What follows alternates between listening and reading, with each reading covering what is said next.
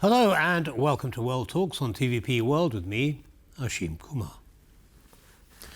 Latvia has become the first EU member state to vote to withdraw from the Istanbul Convention, the Council of Europe treaty aimed at preventing violence against women and domestic abuse. After a 13-hour parliamentary debate, 56 deputies voted in favour, while 32 opposed.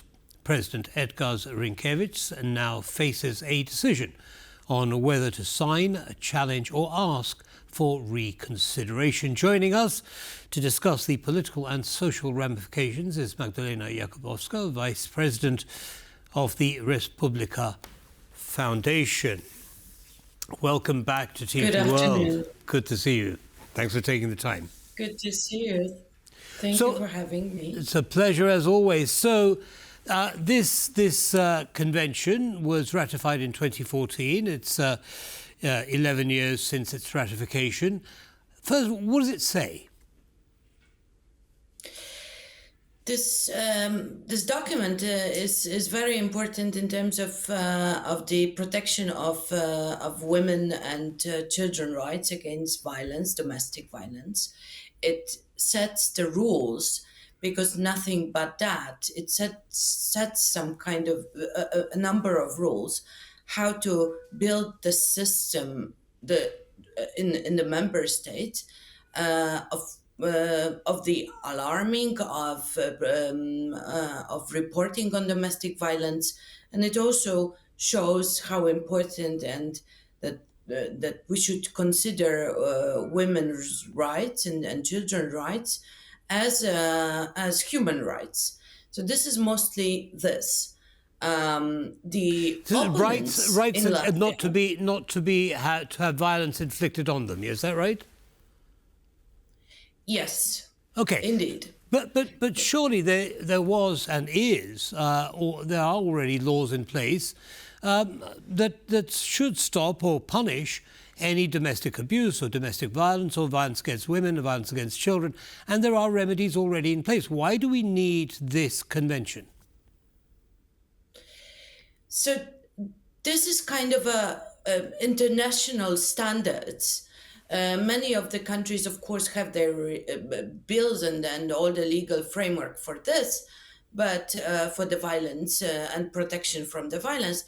But this is, in a way, having the Istanbul Convention introduced means that you don't have any loopholes in your own system in the country. So it also urges the importance of the question of violence.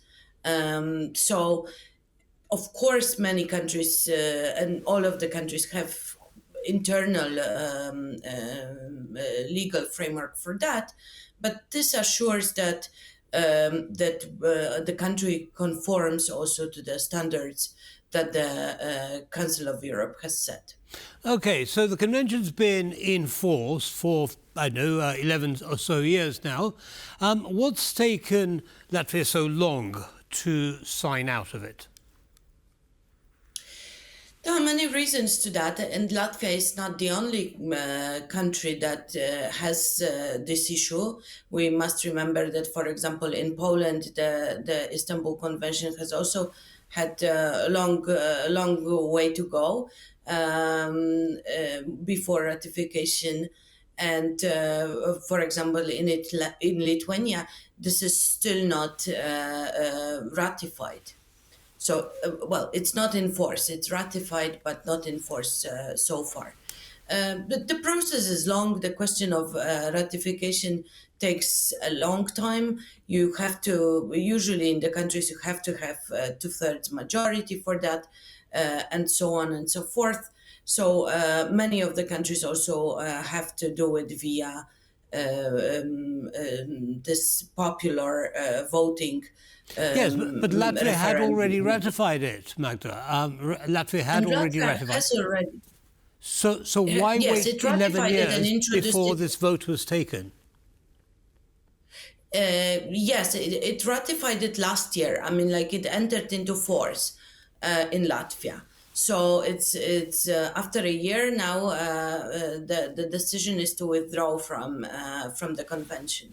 It took a very long way because the coalition system in Latvia and previous governments have not had enough force to introduce it earlier.